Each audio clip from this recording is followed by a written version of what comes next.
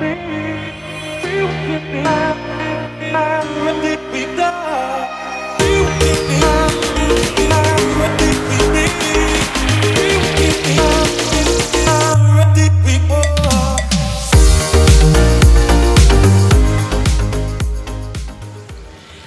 everybody, welcome back to the Tiny Tour Tuesday with Roman Vacations. This is Tiny Tour number 7. We are coming live to you from the Jewish Ghetto today. We are in the square with the turtle fountain. And without further ado, again, here is your favorite tour guide, our head guide, Mircha. Enjoy the Tiny Tour, guys. Hello everybody. My name is Mircha, as Angela said before. Most of the times you come to Rome, if you book a tour with us, you'll end up having me as a guide. Now, as in the other 6 tiny tours, on the 7th, we're taking you to a small location. This one's a bit off the beaten path, but for the people that actually want to fall in love with Rome, it's a must-have on your tour. We're talking about Piazza Mattei and, of course, Fontana delle Tartarughe, the turtle fountain. It's one of the famous fountains of the Jewish Ghetto area, built between 1580 to 1588. By Giacomo della Porta, which is one of Michelangelo's right-hand man and favorite apprentice. Famous also for being one of the men that worked at the Dome of St. Peter's. By the late 1500s, the situation for water in Rome was quite critical in the way that most of the Roman aqueducts have stopped working. So the papacy inquires about a project to refurbish 2 of them and build a new one. Those would be the Acqua Marzia, the Acqua Vergine, and build a new aqueduct, the Acqua Felice. Among the architects that work on it will be Pietro Bernini, Gian Lorenzo Bernini's father, and Giacomo della Porta.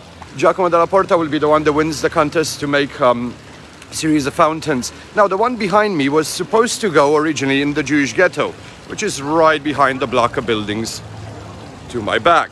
The ghetto itself is an area of Rome that was locked in between 1555 to 1883, where the Jewish population of the city used to be locked in from 8 o'clock in the night to 8 o'clock in the morning. We're going to take a short walk down one of the streets in just a moment. Now, the fountain was originally supposed to be there, and most likely that's why Giacomo della Porta really gave it his best to make the sketches for one of the most beautiful fountains in the series he was commissioned, knowing that it's going to end up being the only water source in the ghetto, and with most of the dark times that those people are living through, a beautiful fountain would definitely be something to bring a bit of joy in their life. Sadly, in the same time while Della Porta is actually making the fountain, the person that owned the house right behind me, this is Palazzo Mattei, a man called Muzio Mattei, was on the papal council that decided where these fountains go. And upon seeing the fountain, he immediately commissioned it to be moved from its original place in the ghetto down in front of his family's house, stating that the Jewish population can walk to it during the day from the nearby gate and refill. At this point, Giacomo della Porta apparently was annoyed by the decision to move it through. A different architect will be involved in moving it from its original position, and by the move I mean just the plumbing. The fountain wasn't set yet, moving it to this spot here.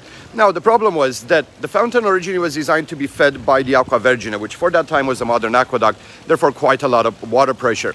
Moving it here, the Acqua Vergine doesn't pass exactly where we are. It's much closer to the Acqua Felice, it's much closer to the Acqua Vergine. For those that have been to Rome, it's the one that feeds the Trevi Fountain. It feeds the boat in front of the Spanish Steps, which would be about a kilometer behind me that way. So the area where the fountain ended up being. Now, the problem is that the Acqua Vergine, the aqueduct that feeds the Trevi Fountain, it's quite an old one. So therefore, the water pressure is not exactly the same that was expected from the Acqua Felice, the one that this fountain was originally meant for. So therefore, I don't know if you can notice, but I'm climbing up a little slope because the fountain was actually made into a sort of a valley on top of this area. It's a man-made valley. In this way, they require less pressure to fill the fountain. And also, if you look at the fountain itself, it's supposed to be 4 ignudi, sculpted by an Italian artist called Taddeo Landi.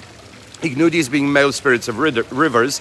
The ignudi themselves should have a dolphin in one hand and hold another dolphin on top. However, when placed here, they realized that the 8 dolphins plus the main spout on top simply require more pressure than they could give it, and therefore they had to sacrifice 4 dolphins on top. Finished in 1588, it's going to stay with the 4 ignudi simply holding up their arms as if to God. But about 70 years later, in the 1660s, they're going to be completed with the turtles. It is not exactly known to today, but it is believed to be the work of Gian Lorenzo Bernini.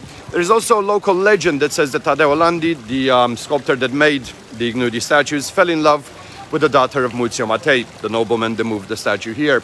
However, the nobleman asked for proof of a miracle before he marries his daughter to this young artist. And the miracle was simply, well, Landi decided to lie to Muzio and said, I can fit and create the fountain in one day.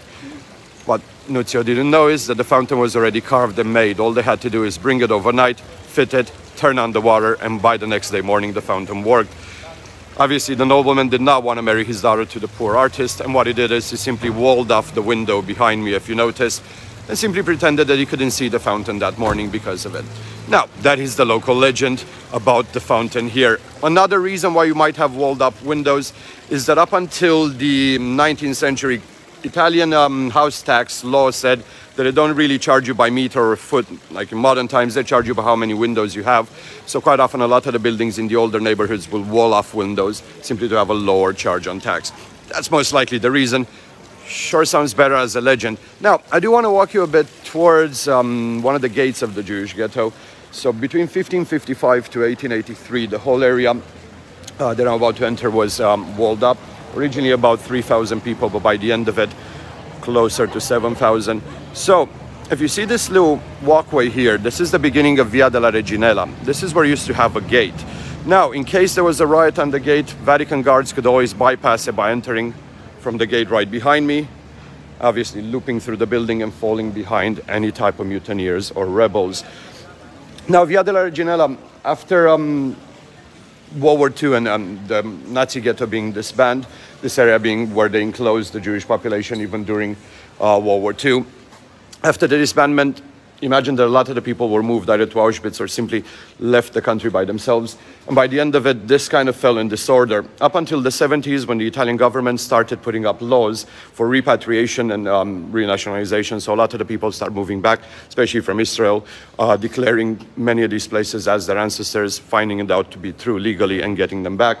That's when Via della Reginella kind of gets a few modern artists, let's say so, and a lot of them of Jewish birth and Jewish faith. It's the only part of the ghetto that still has the 1500 street. I don't know if you guys can notice, but the street is not exactly straight, nor are the buildings, because while you're forced in and you can't go wide, what do you do when you have kids and grandkids and so on? You go tall, right? So notice with my poor camera skills how the buildings are not exactly the same height throughout the whole area. Another thing I want to point out, this was, after all, the Jewish ghetto, so most of the population during World War II were of the Jewish faith. So now, back in 1992, a German organization of artists developed something called the Stolperstein, which would be these little bronze stones that you see over here. Now, each one of them will have the name and the date of birth and date that they were taken of the person that was taken from this address right here. In this case, you end up with an entire family and one of their neighbors, and it also says the state, as in assassinated, deceased, or returned. Altogether, on the 16th of October of 1943, 2,700 people were taken in just one day from this area. Now, Via della Reginella used to be basically one of the highways of the ghetto, being one of the wider streets, but by 1904, the Jewish community of Rome got quite a bit of support from the international community, and therefore they destroyed quite a bit of the older look of it, and they made a Jewish school, they made a Jewish library, they made a Jewish synagogue, and they widened the streets into what is today Via del Portico di Ottavia, which, if you ever come to Rome, it's one of the best areas to come and eat. You can have the classic Italian pizza, pasta, but you can also have a decent brisket. Past that, most of the restaurants will have kosher food. With that said, at this point, we're reaching into the Jewish ghetto proper. We're definitely going to do a tour at one point about the synagogue and this part here. It's been a pleasure to have you on. I'm going to pass you back to Angela. Have a very good afternoon. Hello again, everyone. Thank you again for joining us. Be sure to give these a like, a share, tell your friends. And we are going to sign off now for today's Tiny Tour Tuesday. We're Roman Vacations. Bye, everybody. Bye. Bye.